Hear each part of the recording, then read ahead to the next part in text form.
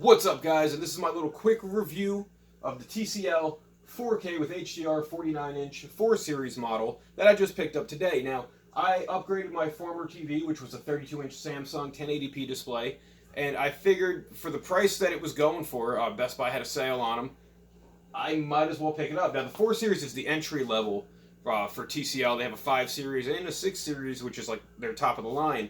However, the only difference between the 4 Series and the 5 Series is the addition of Dolby Vision in the 5 Series.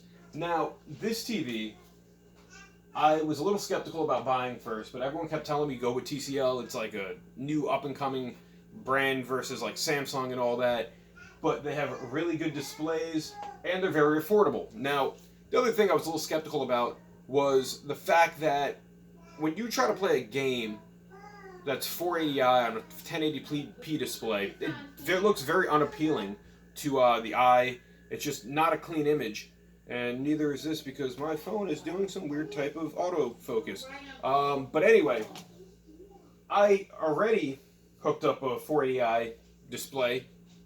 Well, output. I had my GameCube hooked up and my Sega Saturn, and surprisingly, plugged into the composite slot on the back of this display, it looks really clean and really crisp, which I don't know if they're doing any type of upscaling, which is what kind of changes the game when you upscale something, but it looks really good. Now, I mentioned this has composite input.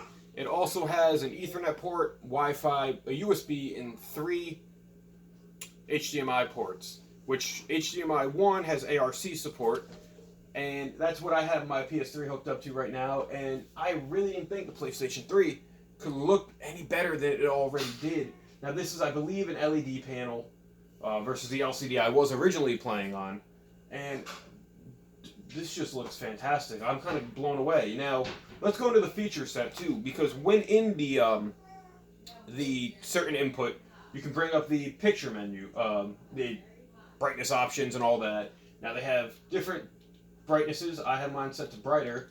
Different picture modes, like sport, vivid, low power, movie. I keep mine on normal. You can also adjust like the zooms, and you know, of course, you have your advanced picture settings, which is like your brightness, your backlights, your contrast, your sharpness, you know, all that normal stuff. But this TV allows it to be very customizable depending on how you like to view. Now, the one thing that I've heard people didn't really like is the fact that this TV has 2 8-watt speakers in it, which they think is underpowered. But for the price you're paying, I think it sounds fine. If you guys really don't like it, you could always get a sound bar or an external speaker set. This does have headphone input too. Forgot to mention that one. Now, this runs Roku OS, and it actually has like a Roku remote to it. Now, it is a smart TV, so you have all these different options for streaming services naturally, like Netflix, WWE Network, YouTube, Hulu, Amazon Prime Video. And what I like that's cool is the different inputs are represented more as tiles. So like right now you can see I have my PlayStation hooked up, and it actually will show what's on that input, which I think is really cool.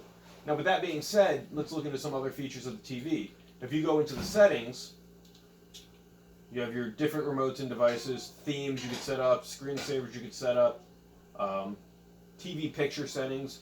One thing I noticed with this too, though, is that if you are doing HDR, you have to make sure that is enabled on the HDMI port. Where if you go to like TV inputs, it'll show it for like HDMI mode. And like my PS4, for whatever reason, when this was set to auto, it said my monitor wasn't HDR compatible. So I actually had to set it to HDMI 2.0, which is like the HDR standard, and then it picked it up fine. Now PS4 on here looked fantastic. Oh my god, I was kind of blown away. Now, this also does have a coaxial cable, a USB port, and the USB is cool because they have the Roku Media Center on here where you can basically just play your music and your files straight from the TV.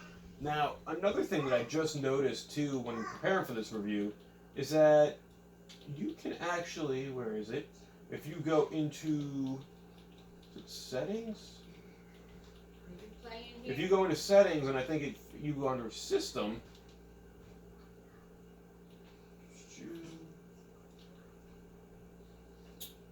yeah, if you go under system, they actually have screen mirroring on here, where it's basically you can project your screen from your smartphone, your tablet, your computer to be on the screen wirelessly, which is very, very interesting and very cool to me to have.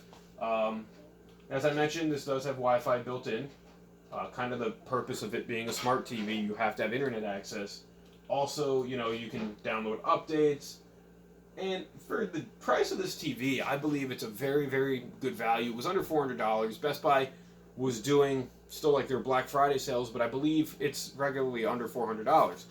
As I mentioned, there are different levels for TCL's lines. This is the 4 series, which is like the entry level. And the only difference, though, is Dolby Vision on the 5 series, which makes it a little more premium.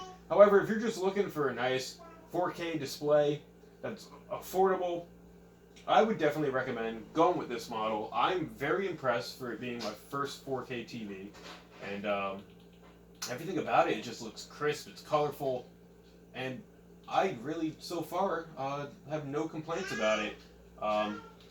You know, you could set up your cable box, which, let's see, if I go into that, I think I have NBC on here, or CBS, and, you know, that obviously doesn't look too good because that's a photo, and I don't even know what's going on, but if you actually see, it does have a nice little display to it. It is showing itself really nice. We're going to get out of this because I don't want to watch the news.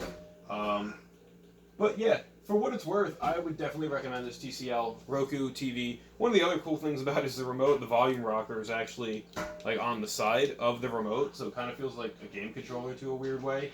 But yeah, let's go back into the PlayStation. And just overall, this looks fantastic. You know, that Nights in a Dream screensaver, it like kind of just,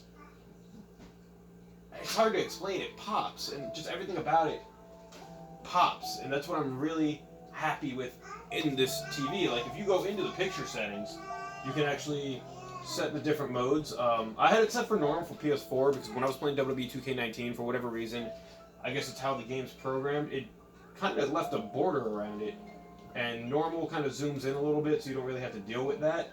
Come on. Okay. But for PlayStation 3, Direct looks fine, and it kind of encompasses the whole image. That's my little quick review, guys. If you have the TCL 4 Series TV, leave it a 5 or 6 series. Let me know what you think about them. Do you like them? Do you dislike them? I'm going to leave it on that note, because for whatever reason, my phone is autofocusing in a really weird way as I'm recording this. But yeah, I give it 2 thumbs up. I like it. It looks good. It sounds good. And I think this TV would definitely work out for anyone looking for an entry-level 4K TV. As always, thank you for watching this video. Like it, share, subscribe to the channel. Go check out all my other videos, guys. Until next time, go check this one out. Have a good one.